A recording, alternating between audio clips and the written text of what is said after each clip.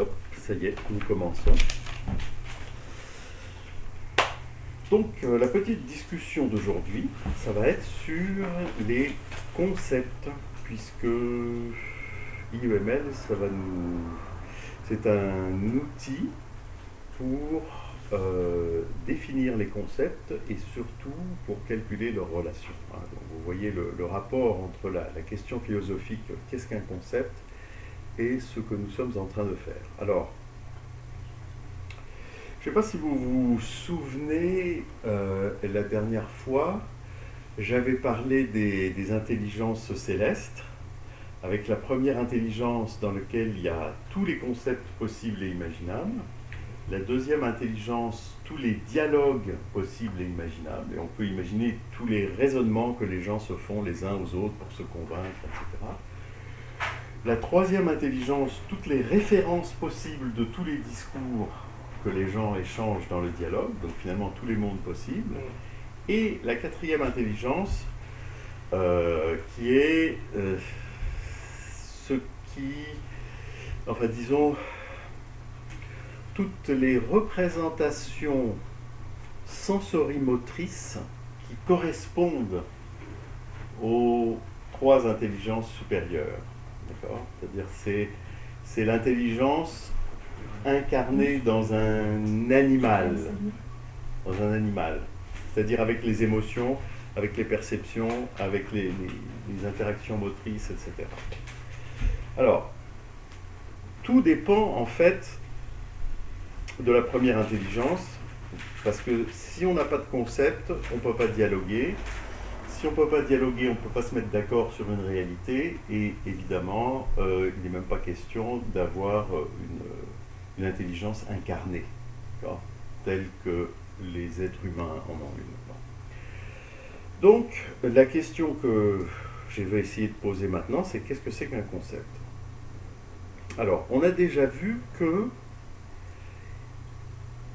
un concept, c'est pas exactement la même chose qu'une catégorie. Pourquoi ? Parce que nous savons que la cognition animale fait usage des catégories. Et il ne peut pas en être autrement. C'est-à-dire que la grenouille qui voit passer une mouche, eh ben, elle catégorise la mouche comme quelque chose à manger. D'accord ? Et hop, elle va essayer d'envoyer sa langue pour attraper la mouche. Bon. La gazelle qui sent l'odeur du lion, elle catégorise ça comme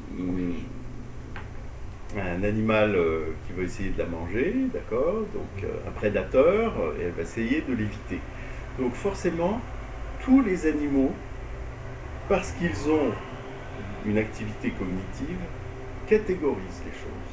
Et s'ils ne catégorisaient pas, ils ne pourraient pas avoir de réaction appropriée. D'accord ?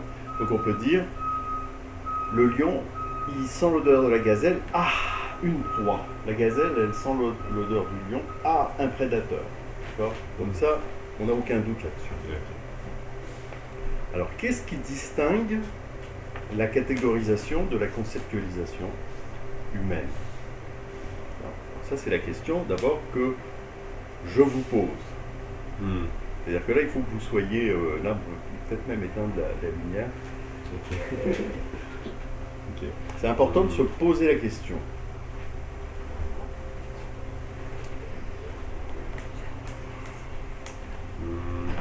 Peut-être que un concept, ça peut se référer à d'autres concepts, tandis que réalisation seulement sur l'environnement. Oui, c'est bon. C'est bon, tu veux dire que la catégorisation, elle est immédiate, dans le moment, en contexte, tandis que le concept, il fait relation à plein d'autres, il fait allusion à plein d'autres concepts en même temps. Le concept, il est moins dans l'actuel, plus dans le virtuel. Oui. La catégorisation animale, elle est reliée directement à des entrées sensorimotrices, quoi. Il n'y a pas de symbole par-dessus, quoi. L'animal, il sent ça, c'est bon, ça c'est un lion, ah non, ça c'est bon, c'est de l'herbe, je peux la manger, quoi. Oui. Le lion, c'est plutôt l'inverse. Alors que dans le concept, ça va être... c'est comme ça que je le ressens, c'est que il y a une couche au-dessus, c'est moins proche du sensorimotrice, plus proche du virtuel. D'accord, d'accord. Voilà. Alors, je dirais que le concept, c'est une catégorie qui est considérée pour elle-même. Autrement dit, c'est une catégorie réfléchie. Okay. Et comment ça se passe? Comment on fait pour réfléchir une catégorie? Bon. Alors, là, j'ouvre une parenthèse. D'accord. Platon, dans ses dialogues, par exemple dans La République, il dit bon, vous êtes habitués à dire celui-là il est juste, celui-là il est injuste, celui-là il est courageux, celui-là il est lâche, etc. Moi je vous pose une autre question. Qu'est-ce que c'est que le courage? Ou bien qu'est-ce que c'est que la justice? La façon habituelle qu'on a d'utiliser le langage, c'est pour caractériser des choses, pour raconter des histoires, etc. Mais la plupart du temps, le langage ne sert pas à s'interroger sur la manière dont fonctionne le langage. Et c'est pour ça que c'est un peu bizarre la démarche philosophique. C'est-à-dire qu'on ne va pas poser la question « Zach est-il courageux ?» On va dire « Qu'est-ce que le courage ?» Et puis on va se poser des tas de questions du même genre. Qu'est-ce que c'est que la vertu? Qu'est-ce que c'est que... Et finalement, ce à quoi les philosophes arrivent, c'est qu'est-ce qu'un concept? Parce que alors là, tu ne poses même plus la question qu'est-ce que la justice, qu'est-ce que le courage, ça, tu poses la question qu'est-ce que c'est qu'un concept? D'accord? D'où le fait qu'on arrive à la fin à la contemplation du monde des idées, c'est-à-dire toutes les formes conceptuelles. Alors, comment on fait, donc je referme la parenthèse, comment fait-on pour réfléchir les catégories? Eh bien, on associe à ces catégories des signifiants qui les représentent. Par exemple, quand je dis justice, il y a le concept de la justice, bien entendu, mais il y a aussi un signifiant qui est le son justice. Okay. Et comme on est des animaux, d'accord, nous ne pouvons considérer que des phénomènes. D'accord. Et on ne peut pas considérer directement des catégories. Parce que les catégories, c'est ce qui organise les phénomènes.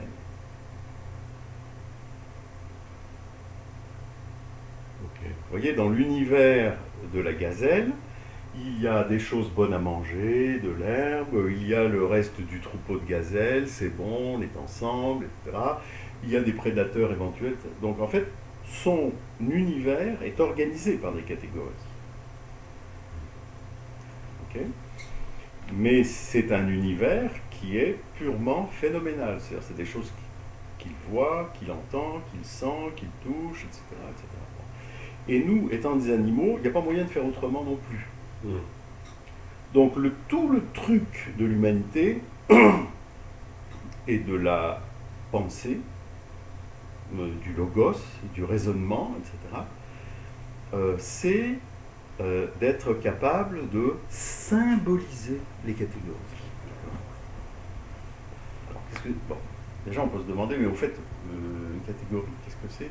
Est-ce que c'est une classe? C'est-à-dire, c'est pas ce lion-là que je vois. Alors ça c'est un lion, mais prédateur, c'est quoi? C'est l'ensemble des lions, ou c'est l'ensemble des lions, guépards, etc. Donc, c'est déjà une classe, c'est déjà quelque chose d'abstrait. Et j'insiste pour dire que cette abstraction, elle est déjà là au niveau de la cognition animale. Ce qui n'est pas là, c'est la réflexion. Et la réflexion, elle ne peut se faire que grâce au symbolisme. Dans le cas qui nous occupe, le système de symboles qu'on utilise, c'est la langue. Donc, il n'y a pas de catégorie réfléchie en dehors d'un système symbolique.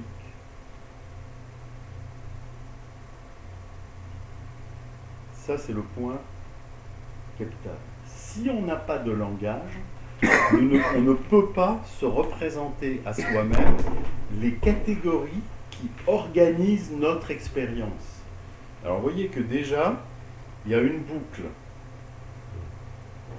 Parce que les catégories organisent son expérience. D'accord ?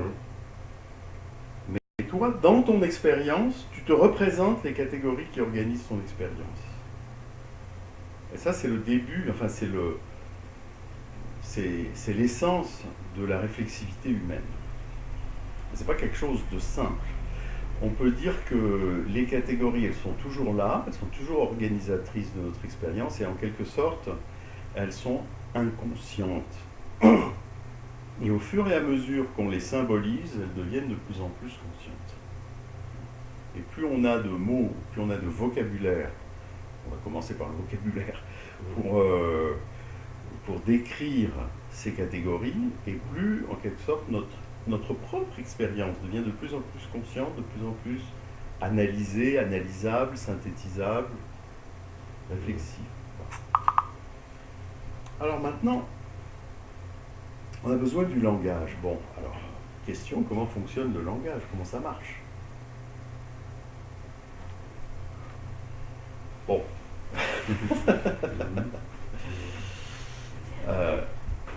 Alors, comme vous le savez, pour moi, il y a trois, mais évidemment, je ne fais que synthétiser des travaux qui se sont échelonnés pendant des siècles et des siècles. Bon, toutes les langues, tous les systèmes de symboles, mais en particulier les langues qui sont les plus complexes, fonctionnent de la façon suivante. Vous avez un certain nombre de bon, d'abord, on va commencer par, pour simplifier, on ne va considérer que les langues orales et pas les langues de signes, des sourds muets, etc. Bon, d'abord, vous avez tout simplement un ensemble de phonèmes. Des phonèmes, d'accord? C'est-à-dire des sons. Voilà, alors, genre des voyelles et des consonnes. Okay. Et en général, ces phonèmes n'ont aucun sens. C'est-à-dire, ils ne sont associés à aucune signification particulière. Ils n'ont pas de signifié. Ils ne désignent pas des catégories. C'est juste un jeu qui va nous servir ensuite à symboliser des catégories. Et on peut dire que la liste des phonèmes et la façon de les enchaîner dans le discours, ça c'est la syntaxe, mais vraiment la syntaxe de bas niveau. Ouais. D'accord ? Alors après, il y a un deuxième niveau qui est celui des unités de sens minimales, où là, on va avoir des sons, mais les plus petits sons possibles qui sont associés à une catégorie. D'accord ? Et ça, ce sont, si vous voulez, les termes du dictionnaire. Ok ? Et ça, c'est seulement, au fond, les briques de base à partir desquelles on va construire des significations plus complexes.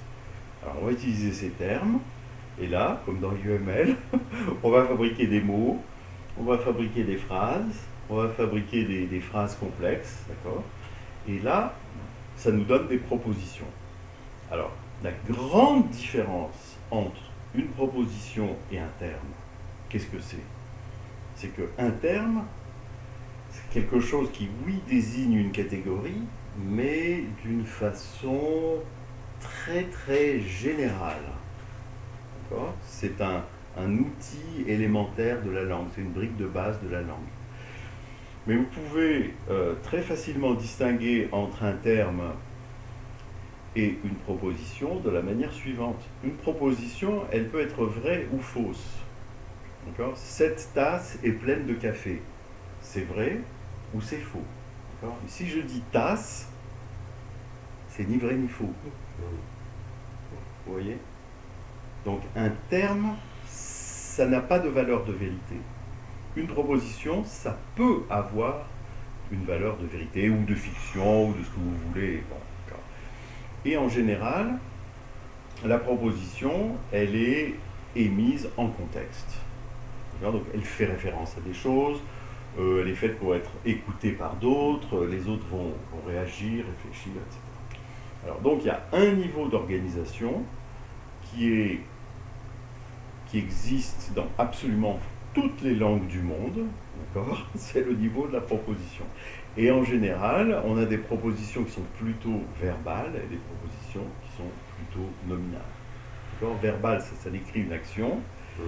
Et puis, nominal, ça va être plus, cette tasse qui contient du café, qui est posée sur la table, etc. Donc là, ça ne décrit pas une action, ça décrit la tasse. Et puis, il y a encore un autre niveau de complexité qui est celui du récit. On raconte une histoire. Et il s'est passé ça, et après il s'est passé ça, puis tel personnage a fait ci, puis le même personnage, on va le suivre, etc. Donc c'est comme si la proposition... Alors bon, au début, pour bien permettre à vos esprits mathématiques de distinguer le terme, il est ni vrai ni faux, la proposition, elle peut être vraie ou fausse, il peut y avoir une valeur de vérité exprimée, mais la plupart des gens ne pensent pas dans ces termes-là, d'accord ? Donc une proposition, on va dire, c'est comme une petite scène, d'accord ? On décrit une scène, le lion mange la gazelle, voilà. Avant de savoir si c'est vrai ou faux, je vous raconte une scène. Et le récit, finalement, c'est un ensemble de scènes. On pouvait voir ça comme un petit film, ou comme une petite pièce de théâtre, ou comme... Bon. Alors, une fois qu'on a... Alors, il faut bien dire que, on en a déjà parlé, mais vu la façon dont nous parlons, on ne peut que dire un son après l'autre, donc on peut dire qu'un mot après l'autre, donc seulement une phrase après l'autre, et quand on raconte une histoire, c'est une proposition après l'autre, on ne peut pas les dire tout en même temps. Par définition, enfin, pas par définition, par nécessité matérielle. Mais ce qui se passe dans notre esprit, c'est qu'au fur et à mesure qu'on écoute l'histoire, le récit, le texte, on reconstitue un système de relations entre catégories. C'est-à-dire que si vous lisez une phrase après l'autre et que vous comprenez seulement la phrase que vous lisez, vous avez oublié celle qu'il y a avant, évidemment, il ne se passe rien. D'accord ? Vous ne comprenez pas. La compréhension, en latin, c'est prendre ensemble. C'est justement que ce qui s'est déroulé linéairement, séquentiellement, on arrive à reconstituer une structure sémantique, d'accord, qui interconnecte tous les concepts et qui explique leurs relations. Et là, on a le tableau général. D'accord ? On a l'histoire. Bon. Ok. Là. Donc, ça voudrait dire qu'il n'y a pas de concept sans langage. Maintenant, nous, la question qu'on se pose, c'est comment on fait pour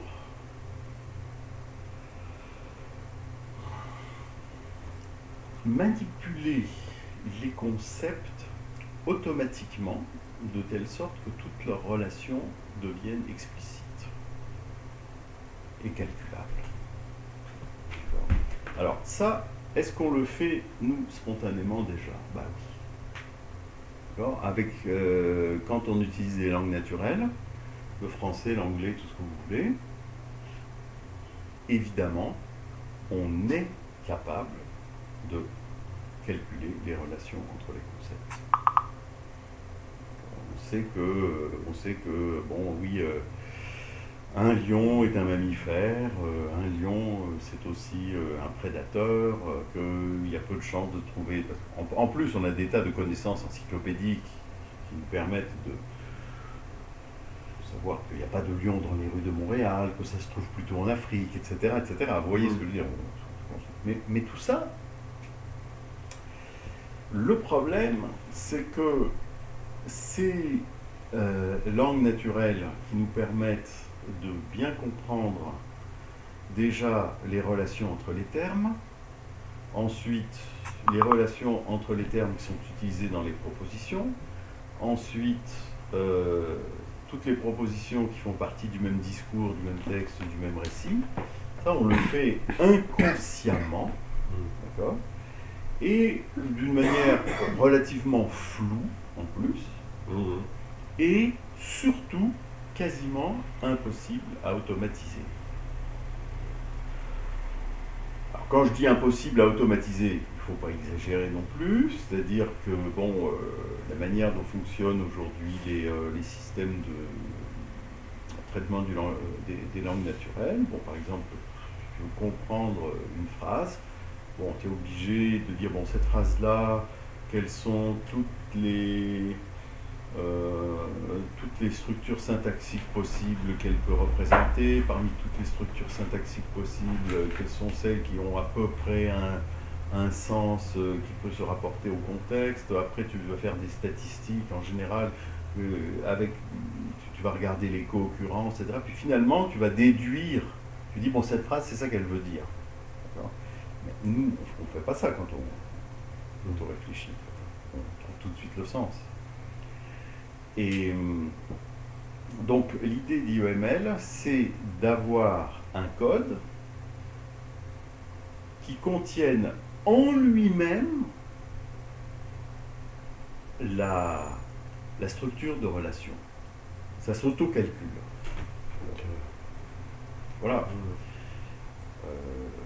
Et alors, ça s'auto-calcule au niveau des relations entre les termes, ça c'est les relations paradigmatiques, au niveau des relations à l'intérieur des propositions, ça c'est les relations syntagmatiques, et puis à l'intérieur des textes, relations textuelles ou hypertextuelles, comme vous voulez.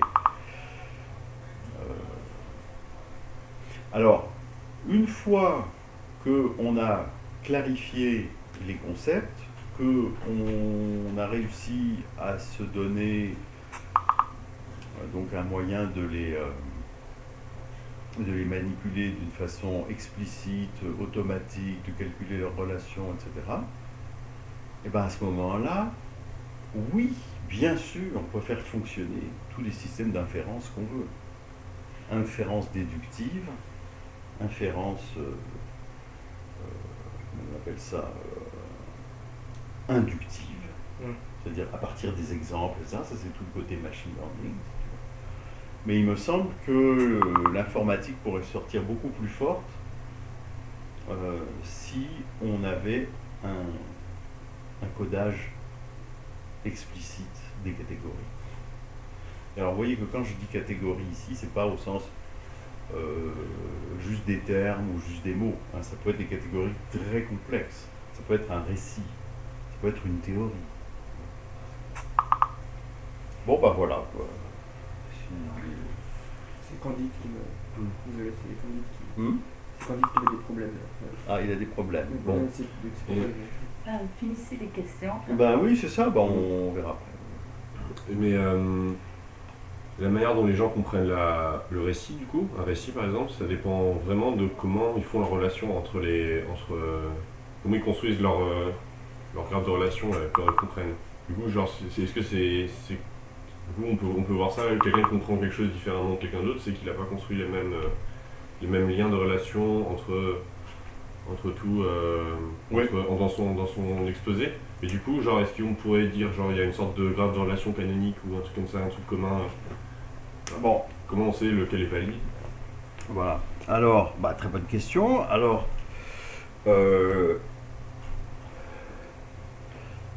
en principe, alors évidemment, ça dépend de la manière dont les gens maîtrisent déjà le vocabulaire de la langue, parce que tout le monde ne maîtrise pas le vocabulaire de la même façon. J'ai pu en avoir une expérience de première main avec mes étudiants. Des fois, je parle, il y a plein de mots qu'ils connaissent tout simplement pas. Donc là, déjà, ça c'est un élément important. C'est la maîtrise de la langue. Ensuite, la maîtrise du vocabulaire. Deuxièmement, il y a la maîtrise de la grammaire à deux niveaux, aussi bien la grammaire des propositions. Il y a des gens, dès qu'il y a une proposition un petit peu complexe avec proposition principale, proposition secondaire, etc., il y en a qui sont perdus. Et puis ensuite, il y a la maîtrise du récit, c'est-à-dire que ça demande déjà vraiment une mémoire de ce qui a été dit depuis le début jusqu'à la fin, etc. Et bien sûr, il y a des gens qui ont plus ou moins de compétences pour faire ça. Donc déjà, ça c'est une première source d'ambiguïté ou d'incompréhension. Mais la source d'incompréhension la plus grande, vient évidemment du fait que les gens vivent dans des contextes différents, c'est-à-dire d'un point de vue cognitif, qu'ils ont des mémoires différentes. Donc ils vont associer, parce que ce qu'ils entendent ici, à un moment donné, c'est, comment on va dire, c'est toujours analysé en relation avec la mémoire qu'ils ont. C'est toujours plongé dans une mémoire. Et le fait que les gens aient des mémoires différentes va évidemment et nécessairement construire des réseaux de relations différents. Puisqu'ils n'ont pas la même base de données en quelque sorte. D'accord ? D'où l'idée pour la communication algorithmique, enfin, c'est d'avoir une mémoire commune. Et au fond, souvent on se représente la communication comme A envoie un message à B, B décode le message de A, etc. En fait, la plupart du temps, il y a une mémoire commune à un groupe, on envoie le message dans cette mémoire commune, on modifie cette mémoire commune, et à ce moment-là, comme elle est commune, justement, les gens se comprennent, d'accord, et ils peuvent à leur tour répondre. Donc, communication par l'intermédiaire d'une mémoire commune, c'est ce qui permet le plus possible d'éviter les problèmes d'incompréhension ou de mauvaise compréhension. Mais c'est certain que comment dire, si on oublie toutes les questions de compétences linguistiques, etc., les différences d'interprétation viennent essentiellement des différences de mémoire, mais aussi peut-être des différences de théorie, enfin, de systèmes d'hypothèses, pour interpréter toutes les données. Tu allais expliquer, qu'est-ce que c'est un concept ? Ouais. Qu'est-ce que c'est un concept ? Alors, qu'est-ce que c'est un concept ? Finalement, c'est un nœud de relation entre des concepts. Il faut donc se représenter un ensemble de nœuds qui sont en relation les uns avec les autres, à différents niveaux de complexité. Donc il y a évidemment, tu as des récits ou des textes qui eux-mêmes sont composés de propositions, qui eux-mêmes sont composés de relations entre des termes, qui eux-mêmes sont en relation les uns avec les autres dans un dictionnaire, ça c'est des relations paradigmatiques, d'accord ? Et puis chacun de ces nœuds à chaque niveau de complexité est en relation avec les autres nœuds. D'accord ? C'est-à-dire qu'un texte, il n'a de sens que par rapport à d'autres textes possibles ou à d'autres textes qu'on a déjà entendus, ou etc. Pareil pour les propositions, pareil pour les termes. Donc, sur un plan maintenant, si on veut mathématiser ou expliciter complètement ou formaliser la sémantique, on n'a pas d'autre solution que de dessiner ce graphe de relation d'une façon qui soit entièrement explicite et qui nous permette de calculer les relations. C'est un graphe où les nœuds sont des concepts. C'est un concept lui-même. C'est pas une définition circulaire, ça? Pardon? Le concept, c'est un graphe c'est un graphe de concept en relation entre. Ouais, c'est ça. Mais c'est pas circulaire. Fractalement. Mais ça fait comme une définition circulaire, non? Voilà. Sauf que si tu veux,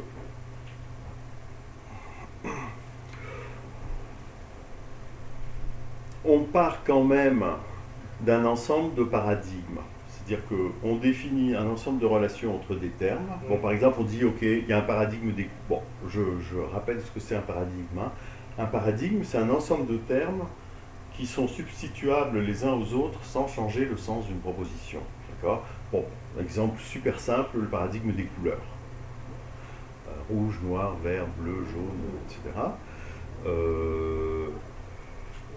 Si je dis cette tasse est jaune et que je dis je remplace jaune par rouge, cette tasse est rouge, ça ne change pas le sens de la phrase. Et en fait, vous voyez que si je choisis rouge ou jaune ou bleu, ce sont des choix possibles à l'intérieur d'une métacatégorie en quelque sorte. C'est ça un paradigme. C'est une espèce de métacatégorie. Si je dis cette tasse est inconstitutionnelle, voilà, tout d'un coup, ça va plus. Hein, c'est pas ça. Le choix, il n'est pas là. C'est pas l'un ou l'autre. D'accord ?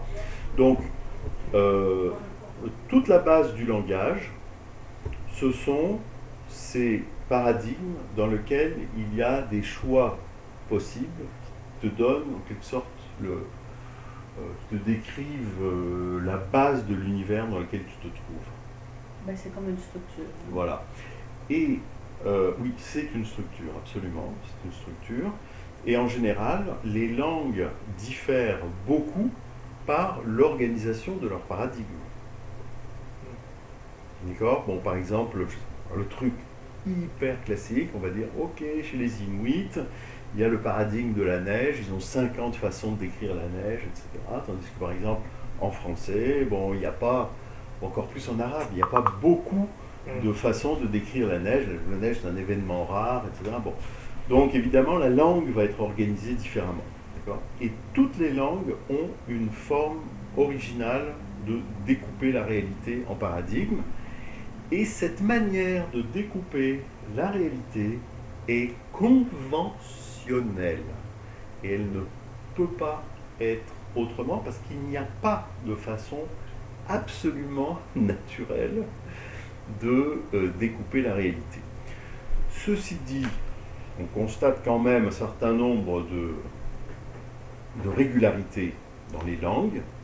C'est que les mots, enfin les termes les plus utilisés, en général, ne sont pas des termes d'un très haut niveau d'abstraction. D'accord ? Par exemple, tu vois une vache, tu ne dis pas « tiens, un vertébré ». Non, tu dis « une vache ». D'accord ? Donc, par exemple, mammifères, vertébrés, etc., c'est pas tellement important. Mais ce qui est vraiment important, c'est une vache, un chien, un chat, etc. Donc, c'est des espèces relativement proches des individus. Alors, ce n'est pas des super espèces. Bon, et évidemment, ça dépend de ce que tu rencontres dans ton environnement.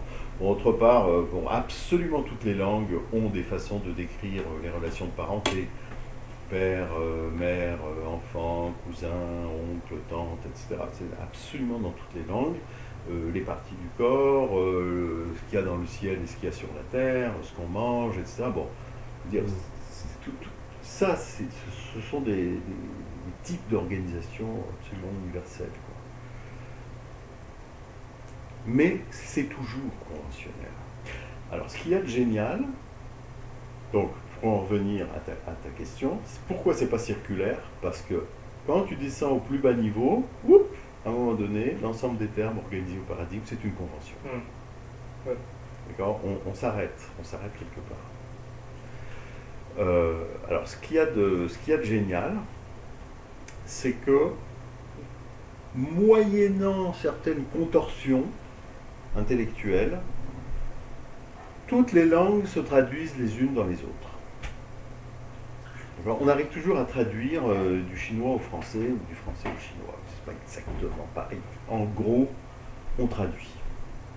D'accord ? Donc, ce n'est pas parce que les langues découpent la réalité de façon différente qu'elles ne communiquent pas entre elles.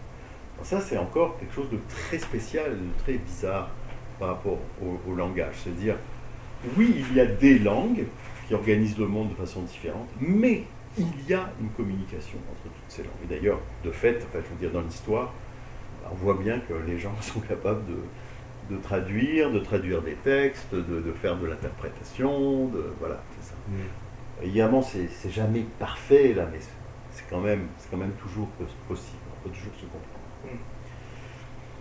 Donc ça veut dire que malgré le fait que les langues sont conventionnelles, elles communiquent. Donc oui, IEML est une langue conventionnelle, c'est-à-dire qu'il y a une manière de découper la réalité originale, comme toutes les langues d'ailleurs, ok, mais elle peut traduire les autres langues, et surtout, elle peut calculer les relations entre tous ces concepts, ce que les autres langues ne peuvent pas faire, bien sûr. Donc elle est construite pour ça, d'un code. Voilà. Alors le secret de ce code, c'est que les relations entre les signifiés sont codées dans les relations entre signifiants. D'accord ? C'est-à-dire c'est au niveau de la syntaxe, et de la façon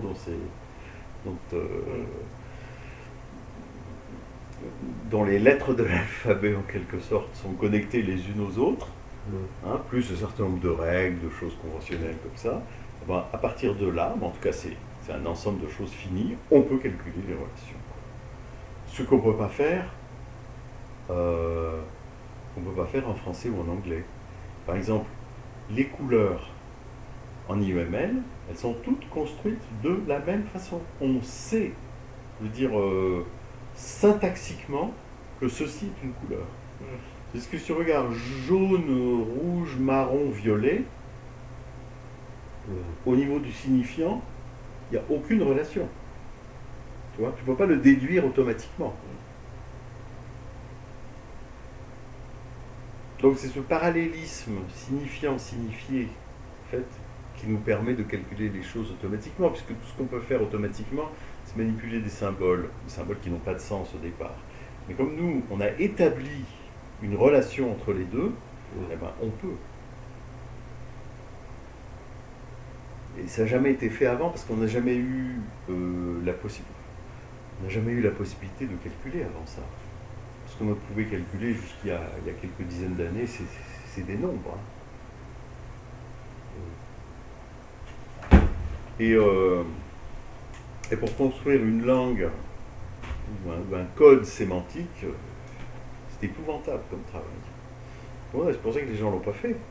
Moi j'ai eu une chance extraordinaire. J'ai été payé pendant 14 ans pour faire ça. Tu vois. Mais qui est-ce qui a 14 ans à consacrer à un projet dont personne ne voit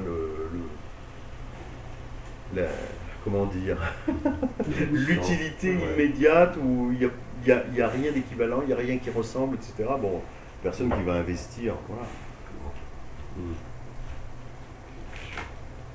Bon, je pense que voilà. Alors, question. Ouais, c'était un peu genre tout au début. Vous savez que le prof de langue, c'est de pouvoir catégoriser les catégories. Ouais. Mais bon, c'est un peu attends, c'est quoi qui permet de quoi c'est un concept, oui. C'était une catégorie qui se réfléchissait sur une autre catégorie. Donc, ah non, c'est ça. ça. Donc c'est un concept, c'est une catégorie qui se réfléchit dans un signifiant. Parce que c'est le mot justice qui te permet de prendre le concept de la justice. Et de dire la justice, c'est l'égalité, enfin tu vois ce que je veux dire, prendre une définition, etc. Donc, je veux plus la catégorie alors. Tu peux plus, voilà. Ils font bien la différence signifiant, signifié. Ouais, je crois. Ouais, bon. Ouais. Donc, la catégorie, c'est une classe. Une classe d'éléments. Ok, ouais. Bon. Alors, si tu dis la justice, en fait, c'est la classe qui catégorise tout ce qui est juste. D'accord ? Ouais. Et ce qui, admettons, si un animal a le sens de la justice, bon, ou un petit enfant, disons, ok, tout le monde a la même part du gâteau, c'est juste. Voilà, donc il a le sentiment de la justice. Mais peut-être qu'il ne connaît pas le mot, d'accord ? Oui. Mais il va le connaître vite, c'est pas juste, d'accord ? Donc quand il dit, il peut pas dire c'est pas juste s'il n'a pas le son juste, s'il n'a pas le symbole qui lui permet d'attraper. C'est comme le handler du signifié, tu vois. Alors un signifié ou une catégorie, mais avec le handler, ça devient un concept, ça devient quelque chose que tu peux manipuler, combiner, etc. Et c'est justement ça que les animaux n'ont pas. Ils n'ont pas de moyen de représenter les catégories qui organisent leur expérience. Est-ce que nous, on l'a? Et c'est justement ça le symbolisme. C'est très très bizarre.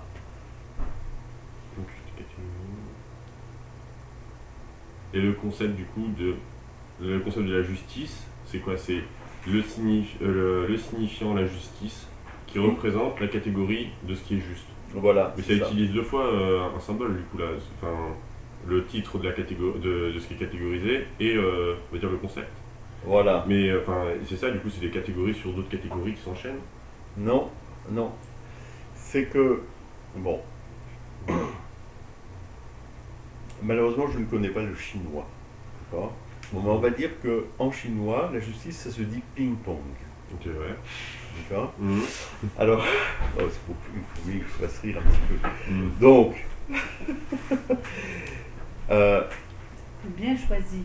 le signifié justice, Ouais. c'est ce qu'il y a de commun entre ping-pong, entre le signifié de ping-pong et le signifié de justice. C'est-à-dire que la catégorie elle-même, tu n'y as jamais accès directement. D'accord. Tu n'y as accès que par l'intermédiaire d'un signifiant, que par l'intermédiaire d'un système de symboles, et ce système de symboles te permet d'organiser ce signifié dans un ensemble de systèmes de signifiés, parce que justice, ça va avec, bon, on sait que c'est le contraire d'injustice, ça va avec gouvernement, ça va avec loi, ça va avec contrat, ça va avec... Vous voyez ce que je veux dire? Il y a tout un système de relations, mais qui n'est décrit qu'à l'intérieur d'une langue. On n'y a pas accès, c'est comment dire, c'est complètement opaque si on n'a pas de système symbolique. C'est comme tu dirais, voilà, est-ce qu'on peut voir l'infrarouge? Non, on ne peut pas voir l'infrarouge. On ne peut pas le voir. Alors, si tu mets des lunettes à infrarouge, tu vas voir de l'infrarouge. Mais est-ce que tu vois vraiment l'infrarouge? Non, tu vois du rouge en fait. D'accord? Mais c'est du rouge qui représente de l'infrarouge. Donc nous, on a accès aux catégories que grâce à nos lunettes symboliques. On ne voit jamais que des symboles. D'accord? Mais cet univers de symboles nous permet d'accéder à un univers complètement abstrait, qui est celui des catégories, justement.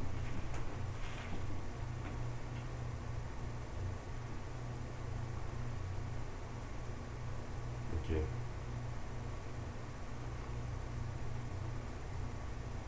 Et c'est enfin, quand même intéressant de réfléchir à tout ça parce que c'est ce qu'on fait tout le temps. C'est-à-dire, on n'arrête pas de penser, on n'arrête pas de parler, on n'arrête pas d'utiliser le langage, tout le temps en fait, hein, dans notre vie consciente. Mais c'est absolument non naturel de s'interroger sur la façon dont le langage fonctionne ou dont la cognition fonctionne.